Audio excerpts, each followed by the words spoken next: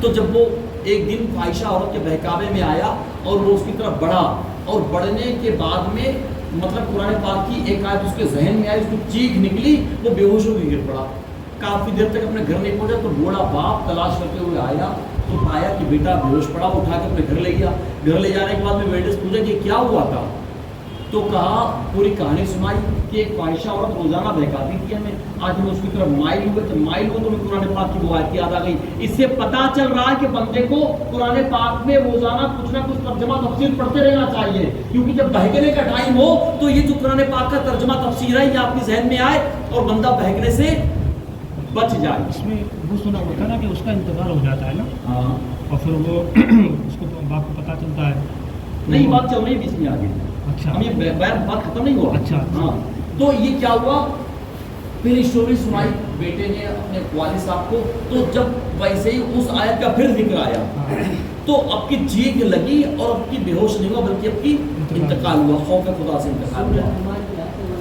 ہاں، تو وہ وہاں پر جا کے کہتے بھی ہیں وَلِمَنْ خَافَ مَقَامَ رَبِّهِ جَنَّتَانِ۔ تو اب یہ پوری جب صبح ہوئی تو حضرت سیدنا عمر فاروق اعظم رضی اللہ تعالیٰ عنہ اس نوجوان سے بڑی محبت کرتے تھے کہ نوجوان اور بہت اچھی نماز پڑھتا ہے، بڑی محبت کرتے تھے، لیکن اس کا انتقال ہوا تو پوری بات سننے کے بعد میں کہا کہ میں رات کو بتایا کہ نہیں کہ امی جنازے میں شامل ہو جاتے۔ والد صاحب نے کہا آپ کے آرام کو نگاہ میں رکھتے ہوئے آپ کو نہیں بتایا گیا، تو کوئی بات نہیں ہے، ابھی قبرستان لے چلو، ہم قبرستان میں جاتے ہیں۔ اور وہاں پر چل کے تو وہاں قبرستان گئے، اور وہاں قبرستان میں جانے کے بعد میں حضرت سیدنا عمر فاروق اعظم رضی اللہ تعالیٰ عنہ نے قبر کنارے کھڑے ہو کر یہ کہا کہ جو اپنے رب سے ڈرتا ہے اللہ پاک اس کے لیے 2 جنتیں عطا فرماتا ہے۔ اللہ پاک دور کھڑے ہونے سے اس طریقے سے، ہاں، جو اس کے لیے 2 جنتیں ہیں، صحیح ہے۔ تو قبر سے آواز آئی وَلِمَنْ خَافَ مَقَامَ رَبِّهِ جَنَّتَانِ، کہ میرے رب نے مجھے جو 2 جنتیں عطا فرما دی۔ پتا وہ انتقال ہو چکا تھا، انتقال ہونے کے بعد میں بولا، حضرت سیدنا عمر فاروق اعظم رضی اللہ تعالیٰ عنہ نے سنا میرے آقا صلی اللہ علیہ وسلم کے وصال کے بعد میں حضرت ابوبکر صدیق رضی اللہ تعالیٰ عنہ نے فرمایا کہ میرے جنازے کو بھی لے کر روضہ رسول پر چلنا، اور وہاں پر جا کر یہ کہنا کہ دوست کے پاس دفن ہونے کا خواہش مند ہے، اگر اندر سے کوئی آواز آئے تو اس آواز پر عمل کرنا، اور آواز نہ آئے تو ہمیں مسلمانوں کا قبرستان جنت البقیع شریف میں دفن کر دینا۔ تو جنازہ ابوبکر صدیق رضی اللہ تعالیٰ عنہ کو لے کر روضہ رسول پر آئے، اور وہاں پر آنے کے بعد میں کہا کہ دوست کے پاس دفن ہونا چاہتا ہے، تو اندر سے آواز آئی کہ حبیب کو حبیب کے پاس دفن کر دو۔ تو اس پر حضرت سیدنا ابوبکر صدیق رضی اللہ تعالیٰ عنہ کی جو مدفن ہوا ہے روضہ مبارکہ کے اندر وہ اس طریقے سے ہوا ہے۔ تو پتہ یہ چلا کہ ان کا بھی عقیدہ یہ تھا کہ اندر سے آواز آ سکتی ہے، ان کا بھی عقیدہ یہ تھا، اور آج صرف اہل سنت و جماعت کے عقیدہ ہے، صرف اہل سنت۔ اچھا، ہم آپ کو بتائیں، جب ہم یہ بزرگان دین کی بات کرتے ہیں، اللہ کے ولیوں کی بات کرتے ہیں، ان کی کرامات کی بات کرتے ہیں، نبی کے معجزے کی بات کرتے ہیں، تو ہمارے اوپر الزام کیا لگتا ہے؟ شرک کا، بدعت کا، کفر کا، کہانی قصے واقعات کا۔ تو کہانی قصے واقعات کا حکم لگتا ہے۔ چلیے ہم آپ کو ایک چٹکلا سنا دیتے ہیں۔ آپ نے اچھا اتنا خطرناک چٹکلا، آپ سنیے۔ لکھا ہوا ہے، ایک دیوبندی عالم ہے، بہت بڑے عالم، الیاس ناندیڑی، ان کی جو نانی تھی نا بہت عابدہ، زاہدہ، متقیہ، پرہیزگار تھی، اور ان کی طبیعت خراب ہو گئی۔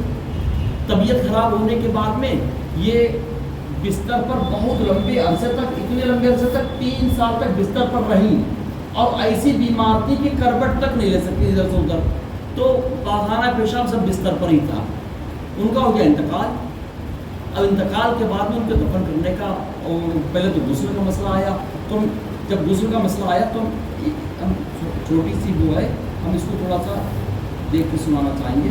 یہ ہم پہلے تو یہ دیکھ لیجیے، یہ میرے پاس کتاب رکھی ہے، تذکرۃ الخلیل، ایک اہل سنت و جماعت کے صاحب ہیں، وہ پڑوسی ملک کے، انہوں نے اس کا حوالہ لکھا۔ ہم نے کہا کتاب تو میرے پاس رکھی ہوئی ہے، ہم نے کتاب رکھی ہوئی، فوراً سے کتاب اٹھائی اور صفحہ نمبر نکالا، تو صفحہ نمبر 99 پر تھوڑا سا ہم نے وہ کیا تو عبارت میں مل گئی۔ ایک کتاب کا علوم تذکرہ کیا، وہ کتاب میں نیٹ سے نکالی، تو جو باتیں 2 حوالے انہوں نے ڈالے وہ دونوں میں بات مل رہی ہیں، تو ہم نے اس کو اپنے پاس، اب دیکھیے یہ ہم نے اس کو ہائی لائٹ رات کرا، ہم اس کو آپ کو پڑھ کے سناتے ہیں۔ لکھا ہوا ہے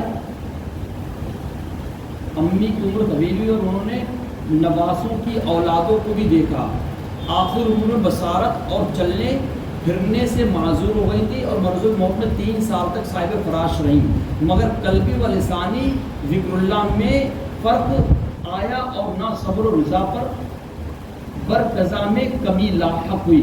جس مریض کو 3 سال بستر پر ہو جائیں اس طرح گزرے کہ کروٹ بدلنا بھی دشوار ہو تو اس کے متعلق یہ خیال بے موقع نہ تھا کہ بستر کی بدبو دھوبی کے یہاں بھی نہ جائے گی، مگر دیکھنے والوں نے دیکھا غسل کے لیے چارپائی اتارنے پر کوتھڑے نکالے گئے جو نیچے رکھ دیے جاتے تھے تو ان میں بدبو کی جگہ خوشبو، واہ واہ واہ، بدبو کی جگہ خوشبو، اور ایسی جملہ سنیے اب، اور ایسی نرالی مہک پھوٹتی تھی، نرالی مہک پھوٹتی تھی کہ ایک دوسرے کو سنگھاتا تھا اور ہر مرد اور عورت تعجب کرتا تھا، چنانچہ بغیر دھلوائے ان کو تبرک بنا کر اپنے پاس رکھ لیا۔ کن کپڑوں کو؟ جن کپڑوں میں پاخانہ تھا، جن کپڑوں کے اندر پاخانہ تھا۔ ہم کہتے ہیں کہ تمہیں غوث پاک کی بریانی تمہاری قسمت میں نہیں ہے، اس بریانی کی خوشبو پر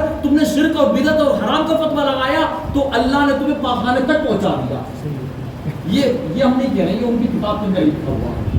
تمہیں پاخانہ مبارک ہو، ہمیں الحمدللہ غوث پاک رضی اللہ تعالیٰ کی بریانی قبول ہے، ہمیں سرکار بغداد کی بریانی قبول ہے، ہمیں کھچڑا قبول ہے، ہمیں لنگر قبول ہے، ہمیں ملیدہ قبول ہے۔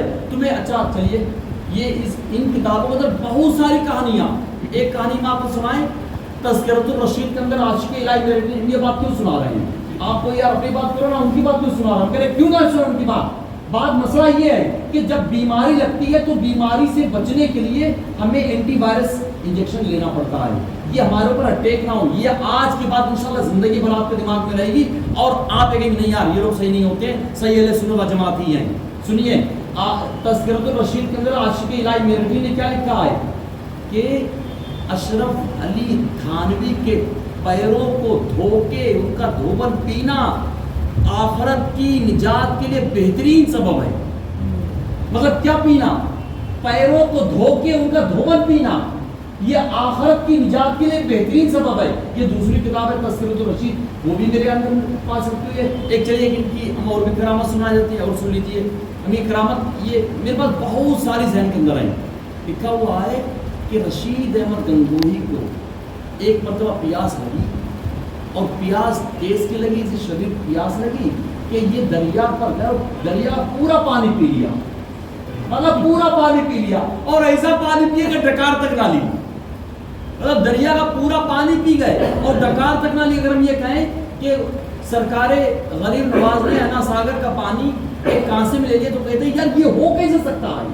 ہم کہتے ہیں یہ اچھلنے والے اور کودنے والے اگر اپنے گرو جی کی جا کے کتابیں پڑھ لیتے، ان کی اچھل کود سب ختم ہو جاتی ہے، یہ نہ اچھلتے نہ کودتے۔ لیکن وجہ کیا ہے کہ انہوں نے جن باتوں پر شرک کا اور کفر کا فتویٰ لگایا ہے وہی باتیں ان کے گھر کے اندر نکل رہی ہیں۔ یہ طارق مسعود نے کیا کہا، وہ بڑے یوٹیوبر ہیں، کہا جو یہ کہے یا علی المدد تو یہ شرک ہو جائے گا، وہ تو سن بھی نہیں سکتے، مدد کیا کریں گے؟ وہ سن بھی نہیں سکتے، مدد کیا کریں گے؟ تو ہم آپ کو بتائیں، جب سن نہیں سکتے مدد کیا کریں گے؟ ہم آپ کو بتائیں، اشرف علی تھانوی کتاب میرے پاس ہے، کوئی سوانح اشرف علی، اس میں لکھا ہوا کہ ان کے جو پردادا تھے ان کو انتقال کے بعد میں وہ اپنے گھر میں جسم سمیت آئے اور مٹھائی لے کر آئے، اپنی بیوی کو دی، اور کہا بتانا مت کسی کو، ہم روزانہ آتے رہیں گے۔ لیکن انہوں نے سوچا کہ ہم بتائیں گے نہیں تو بتائیں گے کیا، مٹھائی کہاں سے آئی؟ یہ کہہ کے انہوں نے بتا دیا اور ان کا آنا بند ہوا۔ تو ان کے اندر آنے کی طاقت ہے، جو انہی کے گرو جی ہیں، ان کے ددیا وہ ان کے روحانی پیشوا ہیں، روحانی باپ ہیں ان کے۔ اور ادھر اگر ہم اپنے غوث پاک کے تعلق سے عقیدہ رکھ لیں، حضرت مولا علی کے تعلق سے عقیدہ رکھ لیں تو شرک اور کفر کا حکم لگ جائے۔ انہوں نے یہ تو چلیے یہ الگ بات ہو، اشرف علی تھانوی کتاب میں لکھا ہوا ہے، ہم ان کی بتائیں آپ کو، نہیں وہ تھوڑی وہ نہیں، ہم یہ بتائیں